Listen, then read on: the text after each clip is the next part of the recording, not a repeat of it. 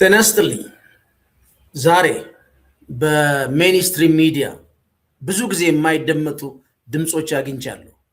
የረቢ አልሃን ቤክ አስተያየት በምዕራባውያን ሚዲያዎች ላይ በተለይ ስለ ኢራን ከሚቀርቡ ትርክቶች በእጅጉ የተለየና ትኩረት የሚስቡን አግኝቻለሁ።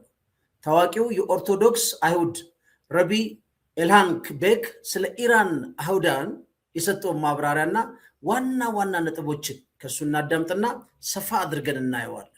የሚገርም ነው። እንደዚህም ምስክርነት መስጠት ለዓለም ሰላም የሚያበረክተው ትልቅ ፋይዳ ስላለው ነው ይዤው የቀረብኩት። አብረን እናዳምጠው። Look, Jewish people living today in Iran. I take the extreme example. Iran is the greatest enemy of Israel. In the middle of the war, Iran didn't concentrate the Jewish people in concentration camps now. They protect them like normal citizens. There are 35,000 Jewish people living in Iran just now. And they have a golden life there.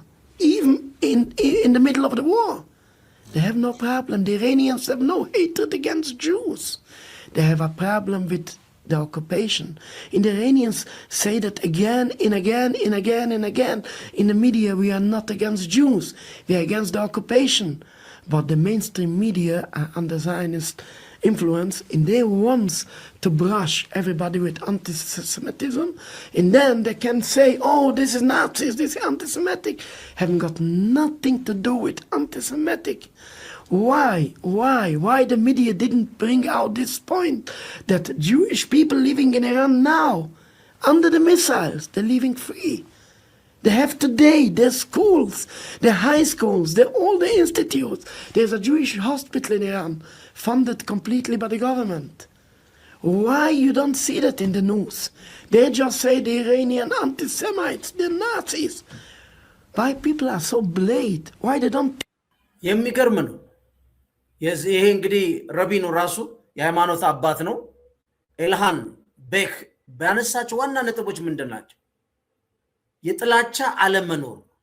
ኢራናውያን በአይሁድ ህዝብ ላይ ምንም አይነት ጥላቻ የላቸውም ይላሉ። እንግዲህ ኢራናውያን ጸረ ሰማያዊ ወይም ናዚ ናቸው የሚባለው ወሬ ከእውነት የራቀ መሆኑን ይገልጻሉ።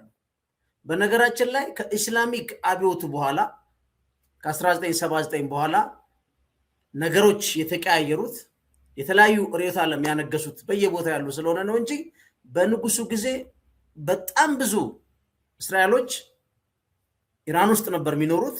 ግንኙነታቸው ትልቅ ነው። ከአረቡ ዓለም በጣም በበለጠ ከፐርሺያኖች ጋር ግንኙነት እንደነበራቸው ብዙ ማጣቀሻ ማንሳት ይቻላል።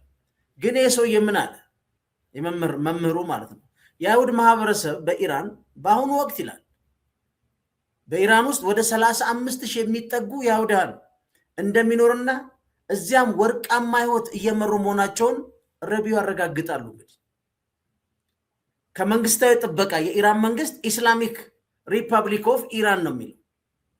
ግን ለነዚህ አይሁዳውያን ምን አይነት ጥበቃ ነው የሚያደርገው? እሳቸው እንደሚሉት አሜሪካና እስራኤል በኢራን ላይ ጦርነት በከፈቱ በዚህ ወቅት እንኳን የኢራን መንግስት አይሁዳን እንደማንኛውም ዜጋ እንደሚጠብቃቸው እንጂ ወደ ማጎሪያ ካምፕ እንዳልወሰዳቸው ይገልጻሉ። አስቡት፣ በጦርነት ጊዜ ኮንሰንትሬሽን ካምፕ ተብለን እንኳን ተሰብስበን አልገባንም። ይሄን መንግስት እንኳን አላደረገም። አስቡት፣ ብዙ ለምሳሌ ትልልቅ የነሱ ጀነራሎች እያለቁ እየሞቱ ነው። በዛ እንኳን እንደዚያ ክስተት ተፈጥሯል ተብሎ እንኳን አንድ ነገር እነሱን የጠረጠረን ወደ ካምፕም ግቡ ያላቸው የለም። እኛ ግን ይሄን በዘመናችን አይተናል፣ ሁላችንም እንደምናውቀው ማለት ነው። ሌላው ምንድነው? ተቋማዊ ነፃነት ነው። አይሁዳን የራሳቸው ትምህርት ቤቶችና ተቋማት አላቸው። በተለይ በኢራን ውስጥ ሙሉ በሙሉ በመንግስት የሚደገፍ የአይሁድ ሆስፒታል መኖሩን እንደ ትልቅ ማስረጃ ረቢው ያቀርባል። ይሄ እንግዲህ በህዝቦች መካከል ይኖራል። በፖለቲካ ኃይሎች ደግሞ ኢንተረስት፣ የሀብት የሀያልነት ቁጥጥር ብለን ደጋግመን የምናነሳው ነው። ግን በተለየ ልዩ ውክልና ይጠበቃሉ ማለት ነው። ስለዚህ እሳቸውም እንደሚሉት ረቢው ዋናዎቹ ዓለም አቀፍ ሚዲያዎች ይላሉ በጽዮናን ተጽዕኖ ስር በመሆናቸው እውነተኛ መረጃ ለዓለም ህዝብ እንደማይደርስ ይተቻሉ። ሰዎች ለምን እውነቱን ለማየት ታወሩ ሲሉም ይጠይቃሉ። እንደዚህ አሁን ተጨባጭ መሬት ላይ ያለው እውነት ምንድነው ካልንም ታሪካዊም አለ የፖለቲካ አውድማውን ካለው ተጨባጭ ሁኔታ ስናየው የህገ መንግስት እውቅና ነው። በአንድ ሀገር ላይ ትልቁ ገዢው ህገ መንግስት ነው። በህገ መንግስት የሚሰፍር እውቅና ታላቁ እውቅና ነው። በኢራን ህገ መንግስት መሰረት የአይሁድና ጥቂት የሃይማኖት ማህበረሰብ እውቅና ተሰጥቷቸዋል። በፓርላማ በእነሱ መጅልስ የሚባለው የራሳቸው መቀመጫ አላቸው ኢራን ውስጥ። አሁን መሰረታዊ ልዩነት የቱ ጋር ነው ካላችሁኝ፣ አሁን ረቢው ራሱ ቤክ እና መሰል የኦርቶዶክስ የአይሁድ ቡድኖች ወይም እምነት ተከታዮች በአይሁድ እምነት ጁዳይዝም እና በጽዮናዊነት መካከል ግልጽ ልዩነት ያደርጋል። ለነሱ ጽዮናዊነት የፖለቲካ እንቅስቃሴ እንጂ ሃይማኖት አካል አይደለም ነው። በነገራችን ላይ ሆነስትሊ ስፒኪንግ ጽዮናዊነትን በክርስትና ውስጥ እንደምታገኙት በሌላ ቦታ ፖለቲካ ኢስላም እንደሚባለው ማለት ትችላላችሁ። አሁን ደግሞ በዋይት ሃውስ ውስጥ ያለው ክሪስቲያኒቲ ለወታደሮች የሚጸልይ የመከላከያ ሚኒስትርና ጸሎት የሚደረግበት ይሄን ስታዩት ዓለም አሁን ከሴኩላር ገቨርንመንት እየወጣች በተለያዩ እምነቶች ላይ ያለው ክላሽ ነው፣ ግጭት ነው። አንዱ የክላሽ ኦፍ ሲቪላይዜሽን ግጭቱ አንዱ ነው። ኔታንያሁ አንዳንድ ጊዜ እየወጡ ትንሽ መድረክ ሞቅ የሚያደርጉት እኛ የዘመናዊ ስልጣኔ ምልክቶች፣ የሊበራል ፖለቲካል ኢኮኖሚ አራማጆች በመካከለኛው ምስራቅ የምንገኝ የሲቪላይዜሽን ምልክቶች ናችን ይላሉ በተደጋጋሚ። ይህ እንግዲህ አሜሪካኖችን ሲያሰምጧቸው ነው፣ የነ ትራምፕ አይነቱም ማለት ነው። ግን እዚህ ጋር ፖለቲካል ኢስላም አለ። የት? ኢራን ውስጥ። ልክ ነው አይደለም? ያ ኢራን ህዝብ ጉዳይ ነው። አሁን የሚከተሉት ልክ ነው አይደለም? ጽዮናዊነቱም ልክ ነው አይደለም? አይደለም ጥያቄው ጽዮናዊነቱም ራሱ እንቅስቃሴ ሙቭመንት ነው። ሙቭመንት ክሊር የሆነ ሃይማኖትና ፖለቲካን ያጋባ እምነት ነው፣ እንቅስቃሴ ነው። በኋላ ማሳያቸዋል። አሁን የዚህ የጦርነቱን ተጽዕኖ ስናየው ይህ አስተያየት የመጣው እንግዲህ በ2026 በኢራን ላይ እየተካሄደ ባለው ወታደራዊ ዘመቻ ወቅት መሆኑ አውራይት ነው። በኢራን ውስጥ ባለው ውስጥ አንድነትና የሃይማኖት አብሮ መኖር ላይ ትልቅ ትርጉም አለው። ምክንያቱም በአብዛኛው እኔ እስካነበብኩት ድረስ ለስለላ ከፍተኛው ሚና የሚጫወቱት ከሞሳድና ሲአይኤ ጋር የሚሰሩት የአፍጋን በተለይ በስደተኝነት መልክ ገብተው ግን አፍጋኒስታን ውስጥ ሞሳድና ሲአይኤ ሲሰሩ ከነሱ ጋር ይሰሩ የነበሩ እዛ ውስጥ ገብተው፣ ምክንያቱም 8 ሚሊዮን ስደተኛ ነው ያለው። ይሄ ያነበብኩት ነው፣ ሄጄ ያየሁት አይደለም ያልኩት። ዶክተር ፕሮፌሰር ማራንዲም በተደጋጋሚ የኢራኑ በአጠቃላይ ታገኙታላችሁ በትልቅ ሚዲያ፣ እሱም ሲያንጸባርቀው ሰምቻለሁ። ጥያቄው ግን የፒስፉል ኮኤግዚስተንስ ጥያቄ እድሉ አለ፣ በሰላም አብሮ የመዋል አሁን የፖለቲካ ፍላጎትና ያልተገሩ በተለይ ኢጓቸው ያልተገሩ ፖለቲከኞች በሁሉም መንግስታት ሊኖሩ ይችላሉ፣ የነሱ መጎጣጠር እንጂ በተጨባጭ በህግ ስርዓቱ ስንመጣ ግን ይሄን ይመስላል። ስለዚህ የዚህ የረቢ ቤክ ንግግር የሚያሳየው በኢራን መንግስትና በእስራኤል መንግስት መካከል ያለው የፖለቲካና የወታደራዊ ግጭት በኢራን ውስጥ ካለው የአይሁድ ማህበረሰብ ደህንነት ጋር እንደማይገናኝ፣ ይህ ደግሞ በጦርነት ወቅት የሚነዙ ፕሮፓጋንዳዎችን ለመከት እንደ ትልቅ መሳሪያ ነው ብሎ ሰዎች ሊወስዱ ይችላሉ። ግን ይሄ ሰውዬ ራሱ የኖረው ነው፣ አክቹዋሊ የሚታወቅም። በዚህ ጦርነት መሀልም እንደዚህ አይነት ህዝብ የሚያቀራረብ ነገር ማቅረቡ የተሻለ ነው ብለን ነው። ፈንታሌዎች ነን። ቻናላችን ላይክ፣ ሰብስክራይብ ማድረጋችሁን አዘንጉ።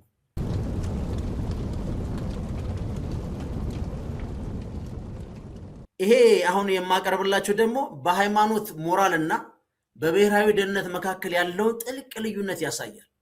የዋይት ሃውስ የፕሬስ ሴክሬታሪዋ ካሮላይን ሌቪት የሰጡት ምላሽ የትራምፕ አስተዳደር የሚከተለውን ብሔራዊ ሃይማኖተኝነት ናሽናሊስት ክርስቲያኒቲን በግልጽ የሚያንጸባርቅ ነው። ቅድም ካልኳችሁ ጋር ነው። ጽዮናዊነት፣ ናሽናል ክርስቲያኒቲ በሉት፣ ፖለቲካል ኢስላም በሉት፣ ይሄ ከሴኩላር መንግስት ጋር የማይጋቡ ሁኔታዎች ናቸው። የልጅቷን የቀረበላትን ጥያቄ እንስማና እሷ የምትመልሰውን እናዳምጥ። So Pope Leo said yesterday, and I quote him, God does not listen to the prayer of those who wage war. Can you comment on that? I think our nation was a nation founded 250 years ago almost on Judeo-Christian values, and we've seen presidents, we've seen the leaders of the Department of War, and we've seen our troops go to prayer during the most turbulent times in our nation's history. And I don't think there's anything wrong with our military leaders or with the president calling on the American people to pray for our service members and those who are serving our country overseas. In fact, I think it's a very noble thing to do. And if you talk to many service members, they will tell you they appreciate the prayers and support from the Commander-in-Chief and from his cabinet. አሁን ሴክሬታሪዋ እንደሰማችኋት ነው። ፕሬስ ሴክሬታሪዋ ርዕሰ ሊቃነ ጳጳስ ሊዮ ጦርነት በሚያውጁ ሰዎች ጸሎት እግዚአብሔር አይሰማም ማለታቸውን በዚህ ላይ ምን ኮሜንት አድርጊያለሽ ተብላ የተጠየቀችው። እንግዲህ እዚህ ጋር የጳጳሱ የሞራል ተግሳጽ ወይ የሞራል ኦቶሪቲ ነው የምናየው። አሜሪካ በኢራንና በሌሎች አካባቢዎች የምታደርገው ወታደራዊ እርምጃዎች እንግዲህ ከጳጳሱ ስንነሳ ፍትሃዊ ያልሆነ ጦርነት ነው፣ አንጀስት ዋር ነው ብለው እየፈረጁ ነው። ይህ ደግሞ በዓለም ዙሪያ ባሉ ካቶሊኮችና ሰላም ወዳድ ማህበረሰቦች ዘንድ የአሜሪካን ተቀባይነት በእጅጉ ይቀንሰዋል። ግን የአይሁድ ክርስቲያናዊ እሴቶች ጁዳይዝም ክርስቲያን ቫልዩ ላይ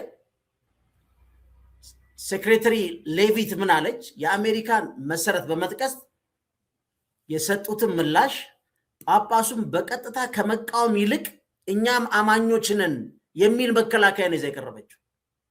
አሜሪካ ጦርነት ስትገባ ከእግዚአብሔር ጋር ነን የሚል እምነት እንዳላት በመግለጽ ነው። ለበበሉ የጳጳሱን ተግሳጽ እንግዲህ ኢንዳይሬክትሊ ውድቅን ያደረገችው። ከዚህ ምንድነው የምንረዳው? ድፍረትን እንደ ጥንካሬ የመቁጠር አዲሱ ዶናልድ ትራምፕ እርምጃ ነው። በየትኛውም መልኩ ንጹሃንን እየፈጀ የሚካሄድ ጦርነት በእግዚአብሔር ፊት ሊባረክ አይችልም። እዚህ ላይ ቁልፍ ነጥብ ምንድነው? አሁን ጸሎትን እንደ ወታደራዊ መሳሪያ መጠቀም የጦር መምሪያው በጣም ይገርም እኮ ነው። ዲፓርትመንት ኦፍ ዋር ብለው ነው የሰየሙት። መጀመሪያው መሪዎችና ወታደሮች ይጸልያሉ ማለታቸው ጸሎቱን ከወታደራዊ ግዳጅ ጋር አቆራኝተውታል ሴትየው። ይህ ደግሞ የማርኮ ሩቢዮ ኢራንን ሃይማኖታዊ አክራሪነት ብሎ በኋላ መጣላቸው ከፈረጀበት ንግግር አንፃር ስታዩት የአሜሪካ መንግስት ትንሽ ግብዝ የሆነ ይመስላል። በዋይት ሃውስ ውስጥ የሚነገር የሚታወጅ ጦርነትን በክርስቶስ ተሸፍኖ ቅዱስ ጦርነት ሲሆን፣ ሌላው ደግሞ አላህን ጠርቶ ባርኮ ወደ ጦርነት ሲገባ ደግሞ አክራሪ ይባላል። ይሄ የደብል ስታንዳርድ ጥያቄ ብቻ ሳይሆን ዓለም አስፈሪ በሆነ ሴኩላር የሆነን መንግስት ዘመናዊነትን እየሸሸች ወዴት ውስጥ እየተወሸቁ እንደሆኑ ማሳያ ነው። ስለዚህ አሜሪካ የራሷን ጦርነት ቅዱስ የሌላውን ግን አክራሪ አድርጋ ስትናገር ተቀባይነት የማይኖረው ለዛ ነው። የአሜሪካ መንግስት በሊበራል ቫልዩ በሉት ዓለም በሚቀበሉ ሴኩላር ቫልዩዎች ላይ ቆሞ ጦርነት ማወጅም አለማወጅም መብቱ ነው። የደረሰበት አደጋ የተጋረጠበት አደጋ ወስነ። ከዛ ውጪ ግን ክርስቶስን የጦርነት ዋና መሪ አርጎ አንግቦ ሌላው ደግሞ የአላህን አንግቦ ሲመጣ አንዱ አክራሪ የአንዱ ጦርነት ቅዱስ ሊሆንበት የሚችል ምድራዊ ምክንያት የለም። የዓለም ሰላም በሴኩላር ገቨርንመንት በሴኩላር ቫልዩ ይረጋገጣል። እምነት ለየግለሰቡና እንደፈለገ እንደ ሀገሩም ሊወስደው ይችላል። ግን አንድ መንግስት የብዙሃን ህዝብ መንግስት ስለሚሆን በዚህ መልኩ አይገለጥ። እሷ ግን ምንድነው ዋይዝሊ ነው ያለፈችው።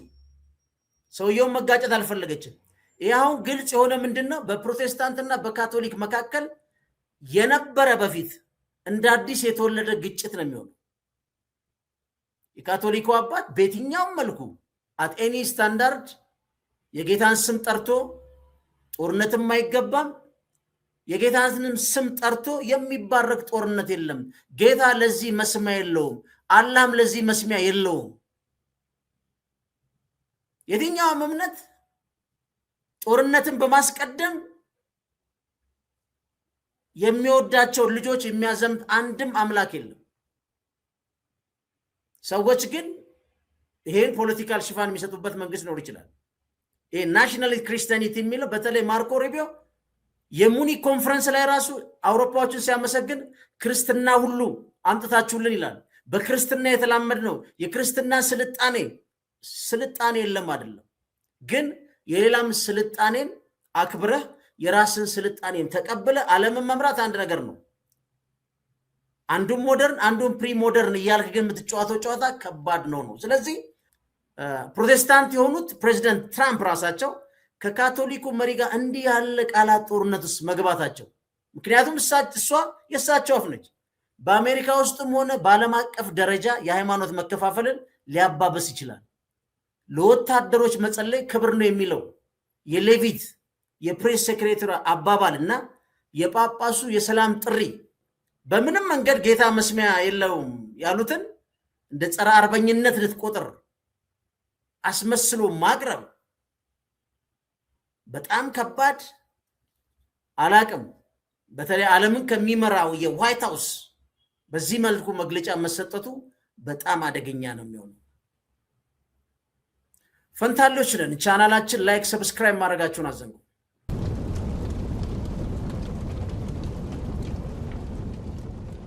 የተያዘ ነው፣ በደንብ እዩት። አሁን የዶናልድ ትራምፕ ውጭ ጉዳይ ሚኒስትር ማርኮ ሩቢዮ ስለ ኢራን የፖለቲካና የሃይማኖት ስርዓት የዳኝነት የበላይነት የሰጡት ይህ አስተያየት የአሜሪካን የውጭ ፖሊሲ ከዲፕሎማሲያዊ ቋንቋ ወጥቶ ወደ ግጭት እያመራ እንደሆነ ማሳያ ነው። የሩቢዮን እንስማና የማርኮ ሩቢዮን እንስማና ከዛ በኋላ የተጠቀማቸውን ተርሞችና የተናገረበትን አውድና የዶናልድ ትራምፕ ሴክሬታሪ ዋይት ሃውስ የተናገረችውን አብረና እያይዛለን። ቅድም እንዳልኳችሁ ነው፣ ፍሬም የመፍታት ነው፣ ክላሪቲ የመፍጠር ነው የኛ ፕሮግራም። These people are lunatics. They are insane. They are religious zealots who can never be allowed to possess a nuclear weapon because they have an apocalyptic vision of the future. And all of their neighbors know that, by the way, which is why all of their neighbors have been supportive of the efforts we're conducting. ልብ በሉ፣ ማርኮ ሩቢዮ የኢራን አመራሮችን የፖለቲካ ሊደርሽፖችን እብዶች እና የሃይማኖት አክራሪዎች ሲል ነው የሰየመው። ይሄ ዲፕሎማሲ ቋንቋ አይደለም። ማርኮ ሩቢዮ ረጅም የፖለቲካ ልምድ ያለው ነው። ኮንግረስማን ሆኖ ብዙ ሆናል። ብዙ የሴኔት ኮሚቴዎችን የመራ ነው። ትልቅ ልምድ ያለው ፖለቲከኛ ነው። ይሄንም ሳያቅ ሳይሆን ሆን ብሎ እንደተናገረው አረጌ ነው የሚወስዱ። ግን ምን ማለት ነው የሚለውን በደንብ እንየው። አንደኛ ይሄ እንደዚህ አይነት አንድ መንግስት እብዶች የሃይማኖት አክራሪዎች እያለ ዘለፋ ከጀመረ ዚም አት ፌስ ቫሊዩ ምክንያት ማጣትና ከፍተኛ ተስፋ መቁረጥ ወይም በጣም መጥፎ ጥላቻ ውስጥ የተነከረ መንግስት መሆን መቻል አለበት፣ በተቀናቃኙ አይን ማለት ነው። ስለዚህ አንድ መንግስት ዝም ብላችሁ አስቡት፣ እብድ ብሎ ከፈረጀ በኋላ ያ መንግስት እንደ ማንኛውም ሀገር ብሔራዊ ጥቅም ወይም በኢኮኖሚ ስሌት አይመራም ማለት ነው። ሩቢዮ እያሉት ያሉት እነዚህ ሰዎች ዓለምን የሚያዩት በሃይማኖታዊ ትንቢትና በአብዮታዊ ግዳይ ስለሆነ በንግግር ወይም በስምነት ልናምናቸው አንችልም፣ ልናናግራቸው ልናምናቸው አንችልም ነው። ምክንያቱም ምንድን ነው? በሃይማኖት ትንቢትና በአብዮታዊ ግዳጅ። እንግዲህ አስቡት፣ እኔ አይቼ አላቅም እስከ ዛሬ። እኔ ጋዜጠኝነት በጀመር ቁጥር አላቅም በዋይት ሃውስ ላይ የዶናልድ ትራምፕ የክርስትና አብሮ የሚከተሉት ጸሎት ሲደረግላቸው ዋይት ሃውስ ውስጥ አይተናል። ለወታደሮቻችን እንጸልያለን፣ ይሄ ጦርነት ቀጣዩ ቅዱስ ነው ሲባልና በዚህ ደረጃ የሚናገር መንግስት ሌላውን መንግስት በምን ግራውንድ በምን መነሻ እብድ በሃይማኖት ትንቢት በአብዮታዊ ግዳጅ ይኖራል ብለ ሊናገር አይችልም። ወይ ትልቅ ነኝ ኃይለኛ ነኝ ብሎ ከመናገር ውጭ ማለት ነው። ይሄ ባራክ ኦባማ በዚህ መልኩ አይናገሩ። ጆርጅ ቡሽ the axis of evil ብሎ አንድ ጊዜ ሶስቱን ሊያጣምር ሞክሯል።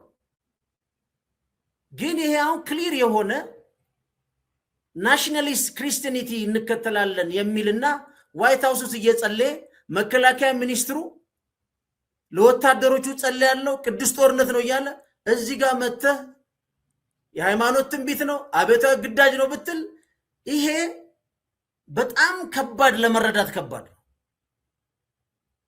ለምሳሌ ረሃባሪዝም የሚሉት እሳቸው ወይም እንደ አይዲዮሎጂ መመሪያ ብሎ የተናገሩት ወይም የኢራን የበላይ መሪው ረሃባር ይባላል የሚከተለው ፖሊሲ ነው የሚሉት ከድንበር ባለፈ ኢስላማዊ አብዮት የማስፋፋት ዓላማ ያለው በመሆኑ ሩቢዮ እንግዲህ ይህን አካሄድ ለዓለም ሰላም ስጋት እንደሆነ አድርገው ያቀርቡታል። ናሽናሊቲ ክርስቲያኒቲን ማን ነው ቅዱስ ያደረገው ነው ጥያቄ። ምክንያቱም የዌስተርኑ ዓለም በጣም ኮንፊዥን ውስጥ ነው ያለው። በሐላል ነው እየተመጣ ያለው። የገነቡት የ80 ዓመት በነገራችን ላይ ኢምፓየር ከታሰበ የአሜሪካንን የ80 ዓመት ሄጂሞኒክ ኢምፓየር የመሰለ ለዓለም ብዙ ትርፍ ያመጣ ኢምፓየር የለም። ከስልጣኔ በሉት፣ ከትምህርት በሉት፣ ከእምነት በሉት፣ ከቴክኖሎጂ በሉት፣ ከምርምር በሉት፣ ከዲሞክራሲ ሂውማን ራይት በአንጻራዊነት የአሜሪካን ሄጂሞኒክ ፓወር እንግዲህ 80 ዓመት እንግዲህ መርቶታል የሚባለው እንደ ኢምፓየር ከወሰድ ነው ቀላል አይደለም ለዓለም ያለው አስተዋጽኦ።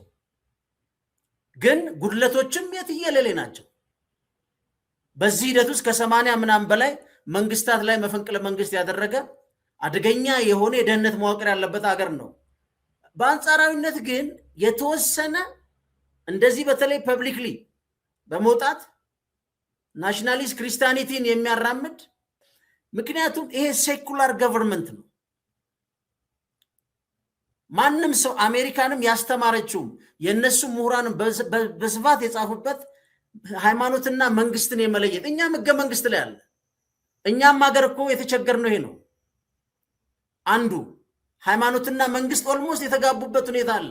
ግን የትኛው ሃይማኖት ነው የተጋባው ካልን እኩል ጋብቻ ክርስቲያኑም እስልምናው ሌላውም እምነት በመንግስት ውስጥ እኩል ካልተጋባ መንግስት በህዝቦች አይኑ ሲታይ መጥፎ የተንሸዋረረ በመሆኑ ብዙ ሰዎች ቅሬታና በመንግስት ላይ ቂም ሊያቀሙ ሊዋጉም ይችላል።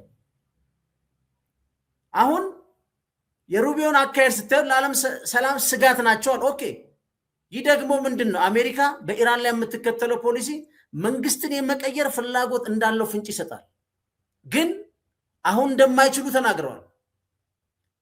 ቤንጃሚን ኔታንያሁ እንቅልፍ የነሳቸው የሞሳድ ሪፖርት አያቶላ ሃይሞኒን ከገደልን በኋላ እነዚህን ጀነራሎች ካጠፋን በኋላ የኢራን ህዝብ ቀጥታ አስፋልት ላይ ወጥቶ መንግስቱን ገልብጦ እኛ የምንፈልገው ወዳጅ የሆነ መንግስት ይመሰረታል የሚል ነበር። ያ ያልሆነበት ዋናው ምክንያት አንዱም ለዚህ ነው። ሃይማኖትና በተለይ እምነትና የመንግስት ተቋም ሲጋባ አደገኛ ሆኖ ለዛ ነው ሄደው ኢስላሚክ ሪፐብሊክ መሪውን ብቻ አይደለም የገደሉት፣ የሃይማኖት ምልክቱን ነው አብረው የገደሉት። ለዚህ ነው ሃይማኖትና መንግስት መለየት አለበት የሚባለው። በመንግስት ውስጥ ያለን ስርዓተ መንግስቱን የሚመራውን ፖለቲካ ፓርቲ ከነመሪውን ፓርቲውን ማጥፋትና ሃይማኖትና መንግስት በተጋቡበት አገር ውስጥ ያለውን መሪ ማጥፋት በጣም ኢንታየርሊ የተለያየ ነው። ስለዚህ ህዝቡ ምን አረ የሃይማኖት አባታቸውን መሪም ነው የገደሉባቸው። ኢስላሚክ ሪፐብሊክ ኦፍ ኢራን ነው የሚለው። ስለዚህ ከባንዲራው ጀርባ እዚያ ያለው ህዝብ ሁሉ ተሰለፈ። ወደ ፖፑላር ዋር አደገ። ወጣቶች አሁን በፈቃደኝነት የሚገቡበት ጦርነት ሆነ። ትላንት አይታቸው ትልቅ የቴክኖሎጂ ኢንስቲትዩት ነው ያወደሙት። የፐብሊክ አሴትን ባወደም ቁጥር ህዝብ አንድ ነው የሚሆነው። የብልጽግናን ፓርቲ ጽህፈት ቤት በቦምብ መምታትና መተሐራ ስኳር ፋብሪካን በቦምብ መምታት አንድ አይደለም። አዲስ አበባ ዩኒቨርሲቲ መምታት አንድ አይደለም። ኢኩቫለንትሊ ስፒኪንግ ኢራን ውስጥ የተደረገው ነው። ስለዚህ አሁን ያለው ስታዩት ዝም ብላችሁ የርዕዮተ ዓለም ፍጥጫ ነው ይመስላል። ጦርነቱ ኦይል አለ አንዱ ነው፣ ፔትሮ ዶላር ሌላው ነው፣ ማሪታይም የበላይነት ሌላው ነው። አሁን ደግሞ የምታዩት ከማርኮ ሩቢዮ ንግግር የርዕዮተ ዓለም ፍጥጫ the clash of civilization የሚባለው የአክራሪ እስልምና ኃይል ተከታይ ብሎ የተፈረጀውና ናሽናሊስት ክርስቲያን ነኝ የሚለው ደግሞ ስልጣን ያዘው መካከል የሚታይ ፍጥጫ ነው። በዛም ያው ዛዮኒስት የሚሉት አለ። ይሄ ከባድ የሆነ መግለጫ ነው። ስለዚህ አሁን ይሄ ጠንካራ ቃል መጠቀማቸው ሩቢዮ አሜሪካ ከኢራን ጋር ያላት ልዩነት እንደ ተራ የፖለቲካ አለመግባባት መሆኑን በቀላሉ ማወቅ ይቻላል። የመልካምና ክፉ ትግል አድርጎ እንደመመልከት ያሳያል። አንዱ ቅዱስ ነው፣ አንዱ ክፉ ነው። በቃ ቅዱስ ይቀጥላል፣ ክፉ ይወገዳል ማለት ነው። ግን ክፉ በማአይን ቅዱስ በማአይን ነው ጥያቄው። ይህ አይነቱ አገላለጽ እንግዲያስ በተለይ በትራምፕ ደጋፊዎችና በወግ አጥባቂ የአሜሪካ ፖለቲካ ትልቅ ተቀባይነት ሊያስገኝ ይችል ይሆናል። ዓለም ላይ ይዘው ስትመጣ ግን እሱ ሌላ ነው። ጉልበት ካላት አስፈጽመዋል። እየተሞከረን ያለው አንዱ ራሱ ይሄን የፖለቲካ ኢስላም እሳቤ ያለውን የፖለቲካ አመራር ማጽዳት ነው ማለት ነው። ስለዚህ አሁን ከዚህ የምትረዱት ለድርድር የሚሆን ቦታ አለ ወይ? የክፉና የደግ ጦርነት የለው። የኢንተረስት አለው፣ የርዕዮተ ዓለም አለው። የክፉና የደግ ግን ስፔስ የለው። ስለዚህ ጦርነቱ ገና ብዙ ዓለም የምትከፍልበት መንገድ ርቆ ይወስደናል ማለት ነው። አንድን ወገን ገብቷል እብድ ካልከው በኋላ ምን ብሎ ይደራደራል? አንተም ካበዳ አማኑኤል የምትወስደው እንጂ ጠረጴዛ ላይ ብለህ ትቀመጣለህ። ስለዚህ ይሄ አደገኛ አካሄድ ኢራኖችን እንዴት እንዲያስቡ ያደርጋቸዋል? ጥያቄው ቴህራን የበለጠ እንዲቆጡ እንዲጠነቀቁ የሚያደርግ ነው። ስለዚህ አሜሪካ ለኢራን እንግዲህ ያላት ቦታ ማርኮ ሩቢዮ ተናግረዋል ማለት ነው። ስለዚህ ሩቢዮና የትራምፕ አስተዳደር ኢራን የሚመለከቱት በጂኦፖለቲካል መነጽር ብቻ ሳይሆን ከሃይማኖት አክራሪነት ጋር አዳብለውታል። ይህ ደግሞ የህሉና ትግል ተደርጎ በአሜሪካኖችም ይወሰዳል፣ በኢራኖችም ይወሰዳል። የአሜሪካን ተደራቢውም ኔታንያሁ የህሉና ያደርገዋል። ዋጋው እንግዲህ የትየለሌ ነው የሚሆነው ማለት ነው። ስለዚህ በ2026 መገባደጃ ላይ በመካከለኛው ምስራቅ ያለው ውጥረት ወደ ከፍተኛ ደረጃ ሊሸጋገር እንደሚችል አመላካች ነው። ቀላል አይደለም፣ በጣም ክፉ ነው። በተለይ ካራክተር ቤዝድ የሆነ ከተጨባጭ ከምትፈልገው እውነታ ውጭ ሄደ አንድ ሰው ዲፋይን ካረከው በኋላ ያን ሰውዬን አብረን እናውራ ካልከው በጣም ከባድ ነው። ታዲያ ኢራኖች ምን ሊያስቡ ይችላል? የክፉና የደግ ጦርነት ከሆነ ስፔስ የለውም። የአሜሪካ ፎሬን ፖሊሲ ለኛ የለውም። አጋንንታዊ የሆነ አፕሮች ስለሆነ ይሉና የኒኩለር መርሃ ግብርን ማፋጠን ምርጫችን ነው ብሎ ሊያስቡ ይችላል። ለምን? አሜሪካን አመራሮች ወይ እንደ ፖለቲከኛ ወይ የኢራንን ህዝብ ጥቅም እንደሚያስጠብቅ ሳይሆን እብዶች ብለዋቸዋል። ያበደ ምን እንደሚሆነው እርምጃ ይታወቃል። እኛ አላበድንም። ስለዚህ አለማበዳችንና ህልውናችንን የማረጋገጥ የኛ ስራ ነው። ስለዚህ የዚህን የኒኩለር መርሃ ግብር ማፋጠንና መታጠቅ ናሽናሊስት ክርስቲያኒቲን እዛ ለመገደብና የኛ ደግሞ ፖለቲካል ኢስላም እዚህ ውስጥ ያለውን ሪፐብሊክ ኦፍ ኢስላሚክ ሪፐብሊክ ኦፍ ኢራንን ማስቀጠል እንጂ ከዛ ውጭ ያለን መጥፋት ነው። ዲሁማናይዝ ተደርጓል። በቃ አንተ እብድ ከተባልክ በኋላ ከባድ ነው። ግን የማርኮ ሩቢዮ ደግሞ አንዱ ከባዱ ለኢስላሚክ ሪፐብሊክ አንዱ ቤኔፊት ሊሆንለት የሚችለው ምንድነው? በውጭ ኃይል የአንድን ሀገር ሉዓላዊ ሀገር መሪዎች በዚህ ደረጃ መግለጽ ምን ያህል ሊያመጣ ይችላል? የፖለቲካ ልዩነት ትተው በአንድ ባንዲራ ውስጥ የመግባት እድላቸው ሰፊ ሊሆን ይችላል ማለት። እሱ ብቻ አይደለም፣ ፕሮክሲ ዋሮች፣ አሲሜትሪክ ዋሮችን በከፍተኛ ሁኔታ ያቀጣጥሏቸዋል ማለት ነው። ምክንያቱም የአሜሪካ መንግስት ሊደራደር ሳይሆን እብድ ሊነቅል ነው ቴህራን እየሄደ ያለው። ያም እብድ የተባለው በአሜሪካ መንግስት ውስጥ ቦታ እንደሌለው ይረዳል ማለት ነው። ስለዚህ ይሄ በጣም ከባድ አፕሮች ነው ማርኮ ሩቢዮ የተጠቀሙት ማለት ነው። ፈንታሌዎች ነን። ቻናላችን ላይክ ሰብስክራይብ ማድረጋችሁን አዘንጉ።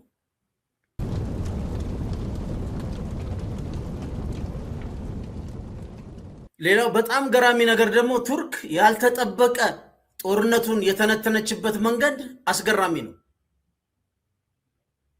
እስቲ ትንሽ እንስማው። Bu savaşın hesaplanan sonuçlarından bir tanesi sadece İran'ın nükleer kapasitesinin ortadan kaldırılması değil, fakat bundan çok daha tehlikeli olarak bölgenin kurucu asli unsurları olan Türkler. ይህን ካርታ በደንብ ልብ ብላችሁ እዩት። በደንብ እናብራራዋለን። ግን ሰውየው ምንድን ነው የሚሉት? በኩርድ ቡድኖች ፒኬኬንት እና አብደላ ዋቻላ ላይ ያተኮረ ፍርሃት አለባቸው። ምክንያቱም ይሄ በኢራንና በእስራኤል በአሜሪካ ያለው መካከለኛው ምስራቅ ከበታተነ ኩርዶች እንደ አገር ሆነው ይወጣሉ የሚል ከፍተኛ ስጋት ተደቅኗል። ይህ ደግሞ ሆን ተብሎ እኛን ለማጫረስ ዲዛይን የተደረገ ነው እያሉ ነው ያሉት። ቱርክ የኩርድ ታጣቂ ቡድኖችን በተለይ ፒጄኤኬ የሚሉት በሶሪያ የሚገኘው ዋይፒጂ ከኢራን ጋር ያለውን ግጭት ተጠቅመው ግዛት ለመቆጣጠር የሚሞክሩ ከሆነ እርምጃ እንደምትወስድ አስታውቃለች። ለምን? ከነሱ ፒኬኬ ጋር ሆነው ምን ሊያደርጋሉ? የኩርዶችን ሀገር ይመሰርታሉ። በሚሊዮን ያሉ ሀገር አልባ የሆኑ ናቸው ኩርዶች። እና እንግዲህ የቱርክ መገናኛ ብዙሃን እንደዘገቡት አንካራ እስራኤል የኢራንን ኩርድ ቡድኖችን በመጠቀም በኢራን ላይ ጥቃት ለመሰንዘር ያቀደችውን እቅድ እንዳለ አጋልጠዋል። ቱርኪንን እርምጃ በደቡባዊ ድንበር ላይ ከፍተኛ አለመረጋጋት ይፈጥራል የሚል እምነት አላት። በነገራችን ላይ ቀጣዩ ከኢራን በኋላ የቀድሞ የእስራኤል መከላከያ ሚኒስትር የነበረው ሌላው ሀገር ቱርክ ነች። ወደ ቱርክ ነው የሚሄዱት ቀጥሎ። በነገራችን ላይ ይሄ ከተሳካላቸው ያው ሪጅኑን ዲስታብላይዝ በማድረግ የአካባቢው ኃይል ሆኖ የመውጣት ፍላጎት ነው።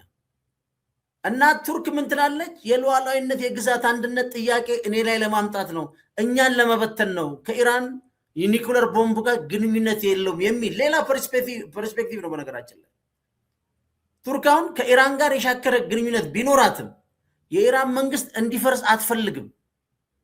በአንጻራዊነት ኢቭል ነው እንኳን ብላ ብታስብ እንደ መንግስት እንዲቆይላት እንጂ መንግስትነቱ እንዲፈርስ አትፈልግም። የኢራን መፈራረስ አለች የጸጥታ ክፍተት እንደሚፈጠር ተገንዝቧል። አዲስ የፍልሰት ማዕከል እንደሚያስከትልና በምዕራብ ኢራን የኩርዶች ተጽዕኖ እንደሚያጠናክር ሰግታለች። ያ ሶሪያ ስትፈርስ አይታችኋል። አንጌላ መርኬል 1.2 ሚሊዮን የሶሪያ ዜጎች ነው የተቀበለችው። አዲሱ የቀድሞ የአይኤስአይኤስ የነፍስ በላው ድርጅት መሪያውን ፕሬዚደንት የሆነው አሁን ጀርመን ገብቷል። ለምን እንደገባ እርግጠኛ አይደለሁም። ትላንትና ጀርመን ነበር። ሌላው ምንድነው? በሶሪያና በኢራቅ የሚገኘው ወታደራዊ ኃይል ነው አንዱ። ቱርክ በሰሜን ሶሪያና ኢራቅ የነበራትን ወታደራዊ ቆይታ ቀጥላለች። ፍራቿ ማን ነው? ኩርዶችን። የቱርክ ፓርላማ የዋይፒጂ እንቅስቃሴ ለመግታትና የቀጠናውን መረጋጋት ለመጠበቅ በ2025 26 መጨረሻ ድረስ የሚቆይ ወታደራዊ ስምሪት አጽድቋል። ስለዚህ የቱርኮቹ ዋናው ስጋት ምንድነው? ግጭቱ ከተዛመተ ነው የሚሉት ኩርዶች አገር ይሆናሉ፣ ቱርክ ትቆረሳለች ማለት ነው። ስለዚህ አሁን የቱርክ ውጭ ጉዳይ ሚኒስትር ሃካን ፊዳን ግጭቱን የሚያስከትለው ጉዳት እንዲቀንስ በዋሽንግተንና በኢየሩሳሌም ላይ ዲፕሎማሲያዊ ጫና እያደረጉ ነው። ኢስላማባድ ናቸው። ምክንያቱም በሰላም እንዲያልቅ ነው የፈልጉት። እዚህ ላይ ለምሳሌ እንደምትመለከቱት ነው። ካርታው ላይ በደንብ ይዩት። ቀስ ብላችሁም ቤት ማየት ይችላል። የካርታው ማውጫ አሁን ይሄን ካርታ በደንብ ይዩት። የካርታው ማውጫው ላይ እንደምትመለከቱት የሰማያዊ ሆነ እንደዚህ የተሰመሩ እዚህ መሃል ላይ የሚታዩአችሁ መሃሉ ላይ የሚታዩአችሁ የኩርድ አካባቢዎች ናቸው። ኢራን ጋር አለ፣ ቱርክ ጋር አለ፣ ሲሪያ ጋር አለ፣ ኢራቅ ጋር አለ። እዛ ጋር ያሉት አንድ መንግስት ሊሆኑ ይችላሉ የሚል የቱርክ መንግስት ፍራቻ አለ። እነዚህን ደግሞ ተከፋፍለው ሶሪያ ውስጥ አሉ፣ ቱርክ ውስጥ አሉ፣ ኢራቅ ውስጥ አሉ፣ ኢራን ውስጥ አሉ። ኩርዶቹ አንድ ሀገር መሆን ያቃታቸው።